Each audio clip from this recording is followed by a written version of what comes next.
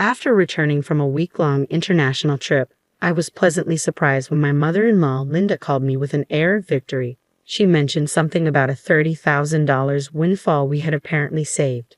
Confused, I tried to recall any recent instance where I had amassed such a sum.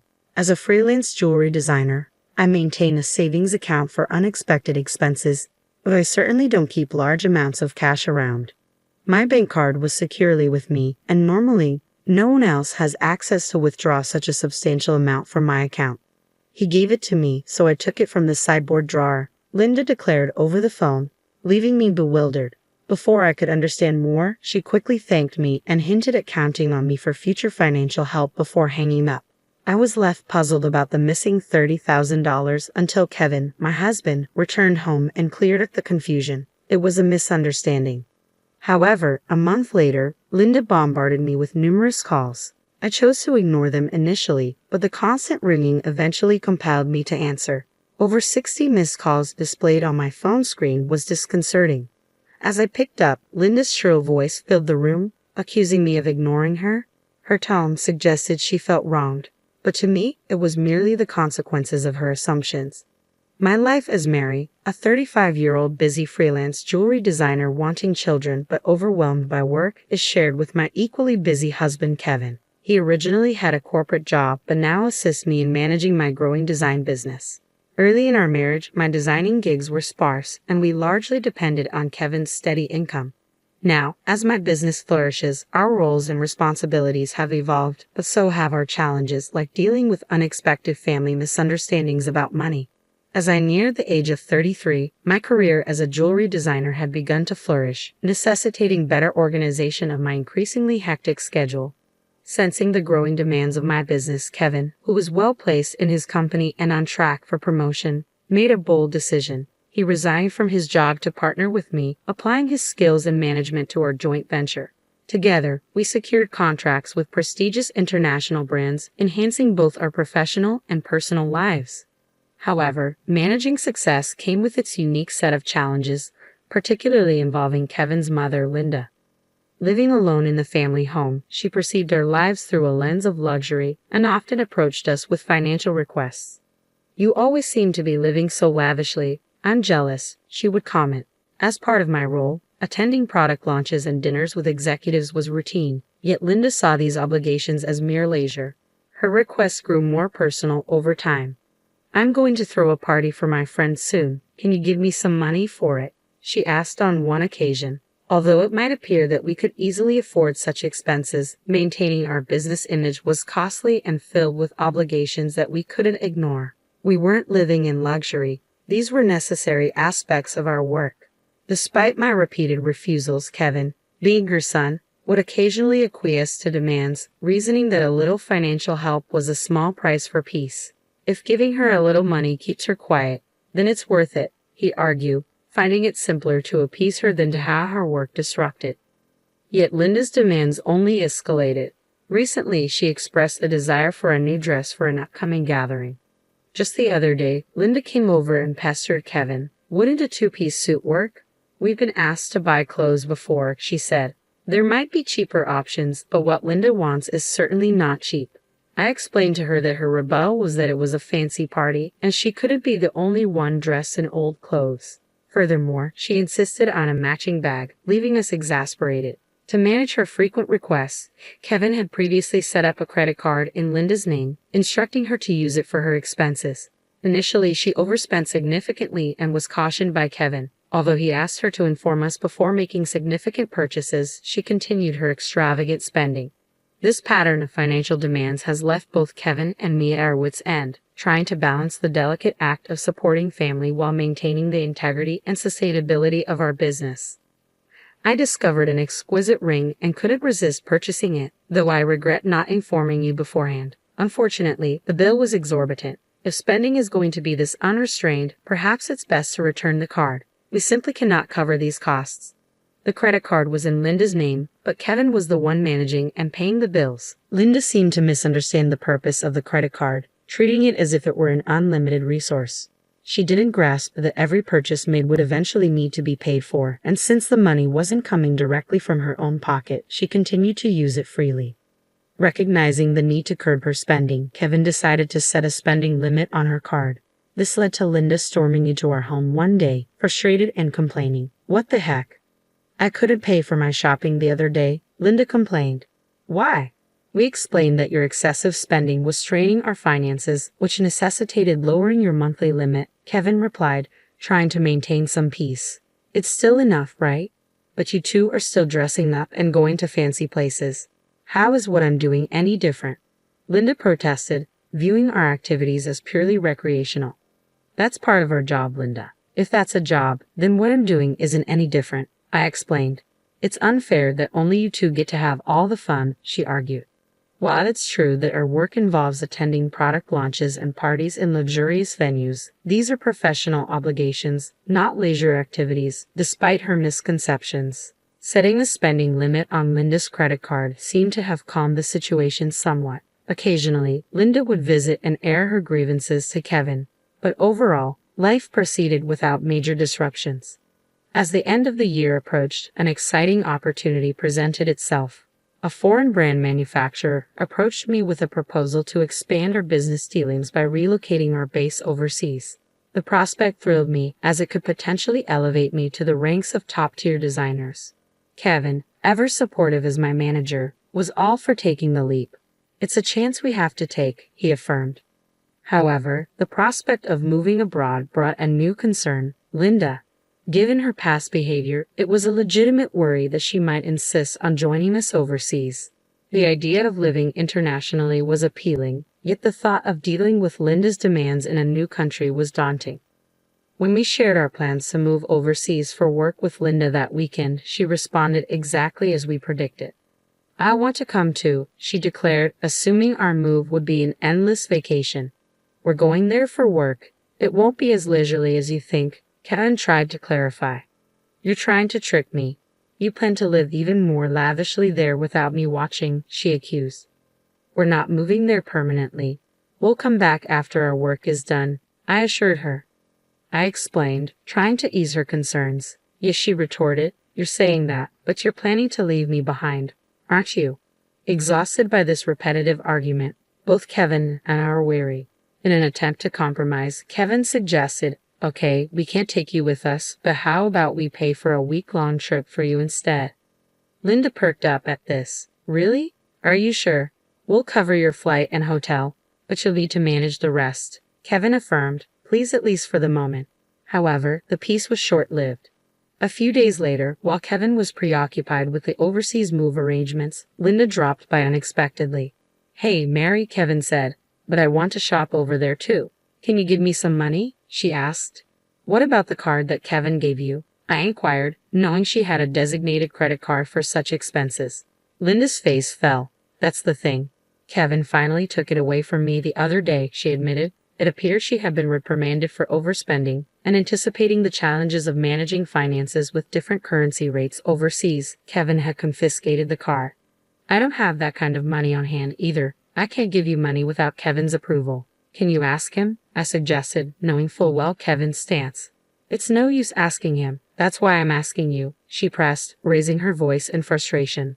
Despite this, Linda did end up going on a 10-day trip abroad, which I assumed Kevin managed to fund somehow. Upon her return, she called me, brimming with excitement. "I'm back, and it was so fun." She excitedly shared tales of her sightseeing and dining adventures. Though I hadn't asked, and I overbought souvenirs. "I could have fit them in my suitcase if I had them shipped here. Can't wait for them to arrive," she exclaimed. "That's nice," I replied, trying to keep my tone neutral despite feeling a bit overwhelmed. "Thanks to the money you saved up, I had a blast," she exclaimed. "Saved up money? What are you talking about?" I responded, puzzled and a bit alarmed, having no recollection of setting aside money for her splurge. "I found it in your house's sideboard drawer," Linda said, claiming she took $30,000. I was stunned. Why would such a large amount of cash be stashed away at home, especially not in a drawer where anyone could find it? Confused, I confronted her. "I'm not sure what money you're talking about, but taking it from our house without permission is theft, even if you're family. Do you understand that?" I asked. Linda's response was unsettlingly casual. "That's why I'm telling you now. I used it. Consider it a post factum report," she declared unapologetically. I have no idea about this money, but if you took it and used it without telling anyone, that's a crime. And if it was something Kevin had set aside for an important transaction, it's even more serious, I explained, trying to make sense of the situation. Despite this, there hadn't been any noticeable disruptions in our business finances during her trip. You two live so extravagantly, so why can't I have a little of that? Think of it as doing a favor for your parent. It's not a big deal, right? She rationalized, showing a sense of entitlement that was hard to comprehend.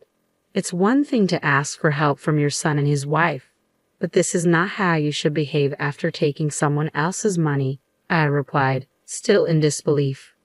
I'm glad you enjoyed your trip, but I'll have to discuss this with Kevin when he returns, I continued. Kevin will understand. After all, I'm his only mother, and $30,000 isn't much to him, she assumed. All right, I'll pass the message along, I said, astounded by her lack of awareness. Later that evening, when Kevin came home, he looked troubled. Mary, do you know about the money? I left it in the drawer, he asked urgently. 15 days ago, I withdrew it from my bank account, and now it's gone. Keeping such a large sum in a drawer, didn't you think it was careless? He questioned. I needed cash immediately for an urgent payment. Do you know anything about it? It suddenly clicked. Linda's earlier call, thanking me for the $30,000 and mentioning how much fun she had, made sense now. It was Kevin's money, meant for a crucial purpose.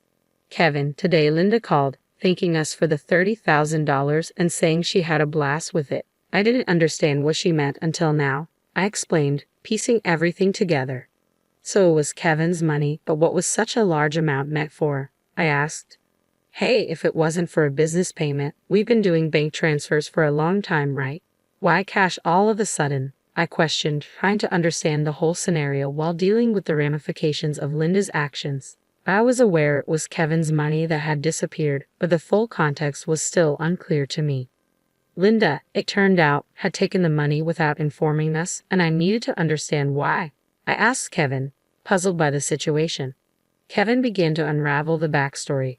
After he had reduced the credit limit on Linda's card, she started secretly borrowing money from various sources, including consumer finance cards and credit cards she had opened without our knowledge. When Kevin discovered her growing debt, he took away all her cards and withdrew cash to settle her debts directly, aiming to bypass the banking system to keep our business accounts clean and maintain trust with our partners. This was also partly a farewell gesture as we're moving abroad and won't be around to manage such issues for her, Kevin explained. I plan to handle her debts discreetly to prevent our financial records from getting complicated. A month had passed since then, and as I was busy packing for our move, Linda's frequent calls became hard to ignore. When I finally took her call, her voice was tinged with desperation. Why aren't you answering my calls? I've called so many times, she said, almost in tears. I'm sorry, Linda. I've been caught up with the move. What's going on? I asked, trying to remain calm and give her a chance to explain her side. It's not just one thing, it's everything. They're asking for payments almost every day. It's too much, Linda confessed, her voice cracking under the strain. Have you tried contacting Kevin about this? I inquired, hoping she had sought his help first. He seems to be blocking my calls. I can't get through to him at all, Mary. You're my only hope now. Please help me, she pleaded. I realized then just how complex the situation had become. Linda's financial recklessness had led her into a labyrinth of debt, and now, isolated from Kevin's assistance, she was turning to me as her last resort.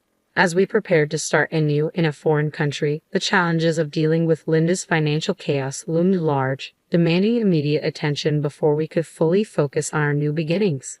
I was taken aback by Kevin's drastic approach toward his own mother. If he had used the prepared funds to directly settle Linda's debts, this distressing situation might have been avoided. Instead, Linda was now overwhelmed with collection letters and relentless calls from finance companies and consumer lenders. It was a scene reminiscent of something from a dramatic film, one I had never expected to witness in real life. I'll talk to Kevin, but I can't guarantee what he'll do. A son should help his mother in trouble, right? Please ask him for me, Linda pleaded at the end of our conversation. However, with our impending business expansion and our financial resources already stretched thin, we couldn't afford to further assist Linda, especially given that she had misused the money meant to settle her debts. When I relayed the details of the call to Kevin upon his return home, he responded with a mixture of fatigue and resignation. I had planned to sort things out before we left, but she squandered that chance herself, he said coldly. Indeed, the money was originally earmarked to clear Linda's debts, but she had instead blown it on a lavish trip, leaving no room for excuses. As Linda's calls persisted, I followed Kevin's lead and set her number to block, although part of me wished to help her. After all, she was Kevin's mother, but there was nothing I could do if he had chosen to detach from the situation. Meanwhile, the day of our move overseas was quickly approaching, and I still had a lot to pack. Amid the chaos of packing, I discovered another troubling piece of news. Linda had resorted to selling her house to manage her debts. It turned out she had concealed even more liabilities than we knew. The total amount was so substantial that even after selling her property, she couldn't cover it all. The thought of losing the family home where Kevin had grown up was profoundly upsetting. "Hey, our family home is gone. Are you okay with that?" I asked, sensing his sadness. "How can I be okay, but there's nothing we can do," Kevin replied, his voice tinged with sorrow. Losing the house where he grew up must have felt like a great loss, akin to how I felt when I lost my parents' house early in life. In the midst of these complex feelings and the heavy task of packing, we had to come to terms with the fact that some situations were beyond our control and focus on our future. As we prepared to start anew in a different country, the bittersweet reality of losing a family home struck me deeply. I observed the situation unfolding with Kevin. Unlike my past experiences, Kevin had not only lost the tangible structure where his earliest memories were formed, but also his emotional sanctuary. All this while his mother, Linda, is still alive.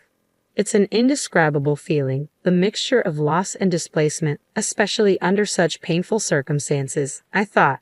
The impact is profound and complex, far more than mere bricks and mortar. It's about losing a part of one's history and the comfort of a place to return to that no longer exists.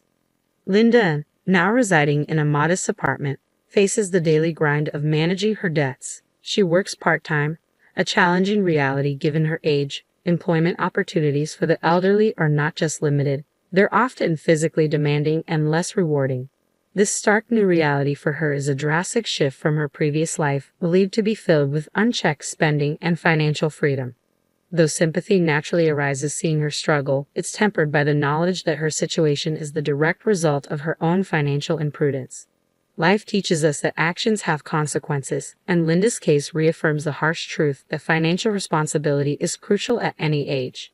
Back in our new environment, the business is thriving beyond our initial expectations.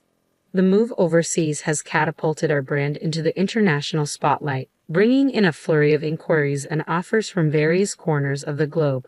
Every new email and call brings potential for expansion and collaboration, which is incredibly exciting but also immensely demanding. The success is exhilarating, however, it envelopes our entire lives, leaving little room for anything else. Days blend into nights as we navigate time zones and cultural nuances, striving to make the most of this golden opportunity. Despite the professional achievements, our personal lives bear the weight of our relentless schedules. The dream of expanding our family seems more like a distant vision, something we hope to circle back to when the waves of immediate demand subside. Kevin, who juggles multiple roles from logistics to client management, feels this strain acutely. As partners in both life and business, we find ourselves pondering the future and our priorities, wondering how we can align our professional goals with our personal desires. As I look out of our apartment window, taking in the view of the far landscape, the neon lights blur into the night, mirroring the blur of our daily lives. It's a view filled with promise and anonymity. A stark contrast to the familiar streets we once knew. This city, vibrant and relentless, is now our home, yet it starkly contrasts with the quiet, steady life we left behind. The complexity of our new life is exciting but also daunting, filled with endless tasks and decisions that challenge us at every turn.